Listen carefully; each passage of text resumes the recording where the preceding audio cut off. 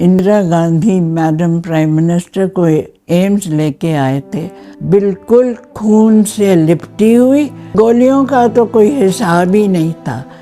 गर्दन से खून डाल रहे थे ओ नेगेटिव, और इधर चेस्ट और एब्डोमेन से खून निकले जा रहा था। सोनिया बिल्कुल एस्थमेटिक अटैक ही हो गया सीगा। उन्होंने एक ही बात कही कि शी हैज़ बीन शॉट। आज हमारे साथ हैं एम्स की पहली महिला डायरेक्टर डॉक्टर स्नेह भार्गव। इन्होंने हाल ही में अपनी एक किताब लिखी है। इस किताब में उन्होंने उन पलों का जिक्र किया है जब इंदिरा गांधी को अटैक के बाद एम्स में लाया गया। ये दिन उनके करियर में एज ए डायरेक्टर पहला दिन था। मैम, सबसे पहले चलते हैं 1984 के उस दौर में जब इंदिरा गांधी को गोली लगी और उनको एम्स लेकर आया गया। तो उस वक्त क्या मंजर था, क्या माहौल था?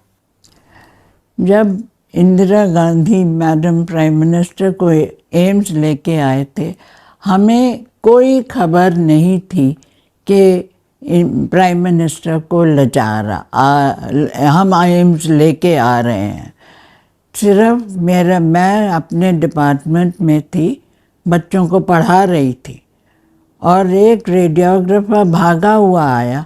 उसने मुझे कहा कि मैडम प्राइम मिनिस्टर कैजुअल्टी में आई है।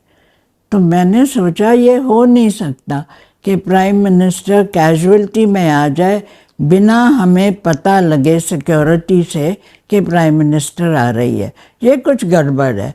तो मैं खुद ही जाके कैजुअल्टी देख लेती हूँ। तो मैं फटाफट कैजुअल्टी चली गई। कैजुअल्टी मेरी डिपार्टमेंट से थोड़े कदम पे ही था। वहाँ गई तो देखा कि आर.के. धवन, जो प्राइम मिनिस्टर के प्राइवेट सेक्रेटरी थे, और मिस्टर फोटेदार, वो दोनों ज़ोर ज़ोर से रो रहे थे। तो मैंने सोचा कि कोई कुछ हो गया है जो ये रो रहे हैं। तो मैं सीधा कैजुअल्टी के अंदर चली गई और देखा जो ड्यूटी पे डॉक्टर्स थे बिल्कुल घबराए हुए बैठे हुए थे। और मैंने पूछा प्राइम मिनिस्टर कहाँ है? तो उन्होंने उंगली डाल के कहा कि ये है प्राइम मिनिस्टर। और वो एक ट्रॉली थी जिस पे चादर भी नहीं थी, तो वहाँ बॉडी पड़ी हुई थी प्राइम मिनिस्टर की, बिल्कुल खून से लिपटी हुई, और सिर्फ बाल दिख रहे थे, जिसमें से सफ़ेद बाल थोड़े दिख गए। तो मैं समझ गई कि ये प्राइम मिनिस्टर है। तो उनकी क्या हालत थी उस वक्त? उनकी कितनी गोलियां लगी थी?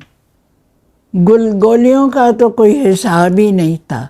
चेस्ट में गोली लगी हुई थी राइट साइड में, और नीचे पेट की तरफ जाओ तो लिवर की तरफ गोलियां ही गोलियां थी। ट्रॉली पे भी गोलियां पड़ी हुई थी और ज़मीन में भी गोलियां गिरी हुई थी। गोलियों की कोई गिनती नहीं थी। जब आपने इंदिरा गांधी को देखा तो उनकी कोई ट्रीटमेंट भी शुरू की आपने? नहीं, मैंने तो खैर ट्रीटमेंट नहीं करनी थी। मैंने बच्चों से पूछा, किसी कंसल्टेंट को बुलाया है? तो उन्होंने कहा हाँ, हमने ऑपरेशन थिएटर फ़ोन कर दिया है।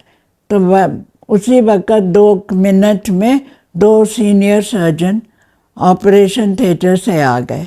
आके उन्होंने फटाफट एग्ज़ामिन किया, और फिर मैंने पूछा कि हम कुछ कर सकते हैं?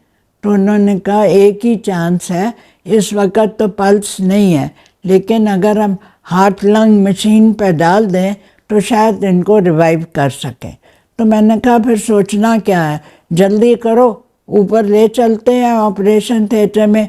और ऑपरेशन थिएटर में ये भी सेफ रहेंगी, क्योंकि अब जल्दी से ये खबर फैल गई है तो दुनिया तो एम्स में टूट के आ जाएगी। तो हम इनकी बॉडी को सेव करने के लिए फटाफट 8th फ्लोर पे ऑपरेशन थिएटर ले गए। तो वहाँ कुछ शुरू किया आपने ट्रीटमेंट वगैरह? वहाँ ट्रीटमेंट ये करना था, क्योंकि इतना खून बह गया था, तो इनको खून तो चढ़ाना ही था, कोशिश करनी थी। खून उनका बी नेगेटिव ब्लड था, और बी नेगेटिव कम ब्लड होता है, और प्रोटोकॉल के हिसाब से हमें 2 बोतलें इनकी फ्रिज में रखनी ज़रूरी थी। 2 बोतलें तो फटाफट ख़त्म हो गई।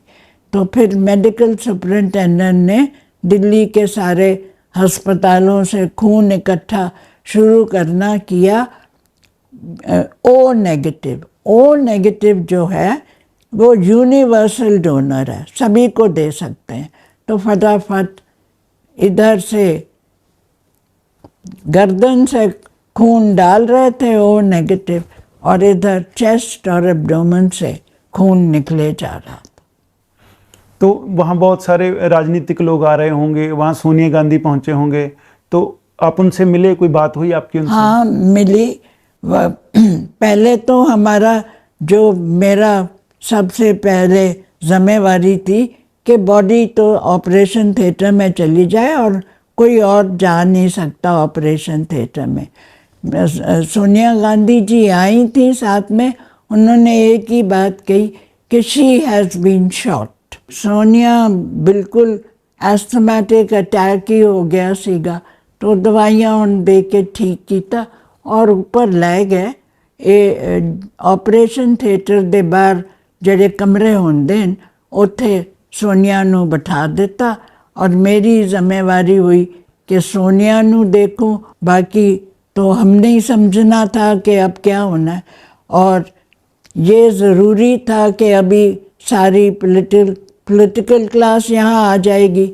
तो हमने फिर 7th फ्लोर में जो प्री ऑपरेटिव वार्ड है वहाँ के पेशेंट सारे और जगह शिफ्ट कर दिए और वहाँ इंतज़ाम कर दिया कि लोग आ जाएं तो वहाँ बैठ सकें। और 8th फ्लोर में तो किसी को और हमने जाने नहीं दिया। हालांकि आज की तरह उस वक्त न्यूज़ चैनल नहीं थे, लेकिन लोग वहाँ आ रहे होंगे, पहुँच रहे होंगे, तो आपने उन हालातों को कैसे मैनेज किया जब इतनी गिनती में बड़े लोग आ रहे हैं? जो सीनियर लोग हैं, जैसे वाइस प्रेसिडेंट आ गए, पाठा सारथी आ गए, उनको हमने कुर्सियाँ ऑपरेशन थिएटर के बाहर वरांडा जो था वहाँ लगा दी कि वो वहाँ आराम से बैठ जाएं। और हेल्थ मिनिस्टर थे शंकरानंद, उनके लोग आने शुरू हुए तो उन्होंने आपस में अपनी बातें करनी शुरू करी कि अब मिसेस गांधी नहीं रही तो प्राइम मिनिस्टर कौन बनेगा। तो उनकी हम बातें सुनते रहे, उनको कमरा दे दिया कि वो आपस में अपनी फैसले कर लें। और डॉक्टर टंडन ने सारा 7th फ्लोर खाली कर दिया, वहाँ लोगों को बैठा दिया।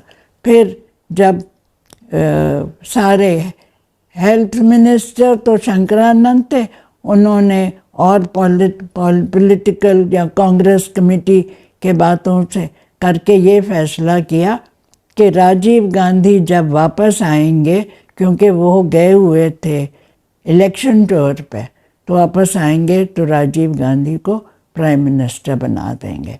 हमें ये कह दिया कि जब तक राजीव गांधी नहीं आते, जब तक आप कोई अनाउंसमेंट नहीं करो। तो इस अनाउंसमेंट को लेके कुछ डिले हुई?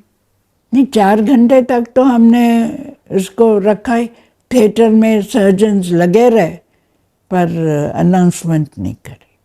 तो जब राजीव गांधी आपको मिले तो उनसे कोई आपकी बात हुई? हाँ, बात हुई राजीव गांधी से कि अब क्या करना है। तो उसी वक्त शंकरानंद आ गए, उन्होंने कहा आप राजीव गांधी को ज़्यादा देर यहाँ नहीं रख सकते, हमने प्राइम मिनिस्टर की ओथ लेने के लिए इनको ले जाना है। तो वो सिर्फ हेलो करके सोनिया को और ये कह के कि बच्चों को भेज दो तेजी बच्चन के पास और हम जाते हैं। हालांकि उस समय राहुल गांधी और प्रियंका गांधी की एज बहुत कम होगी। हाँ, बच्चे थे वो दोनों, तो उनको तो भेज दिया, ज़्यादा देर वहाँ रखा ही नहीं। 2 सिख नौजवानों ने अटैक किया था इंदिरा गांधी पे, उस समय सिख राष्ट्रपति ज्ञानी जैल सिंह थे, तो उनसे कोई बात हुई आपकी? नहीं, कोई ज़्यादा बात तो हुई नहीं। वो आए, घबराए हुए इतने थे।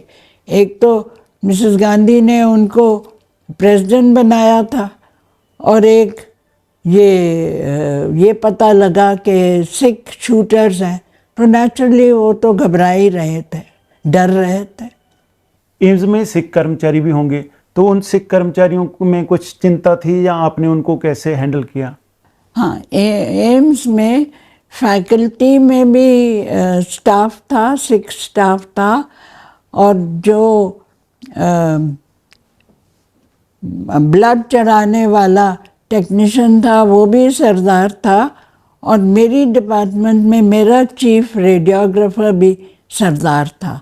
तो पहली चीज़ तो जो टेक्नीशियन था ऑपरेशन थिएटर में, वो तो डर के मारे भाग गया। और मैंने फिर जो अपने फैकल्टी के स्टाफ थे, 2 सरदार थे, और मैंने उनको फ़ोन किया कि अगर आप सिक्योर नहीं महसूस कर रहे तो आप मेरे घर आ जाइए, घर खुला है, आप आ जाइए।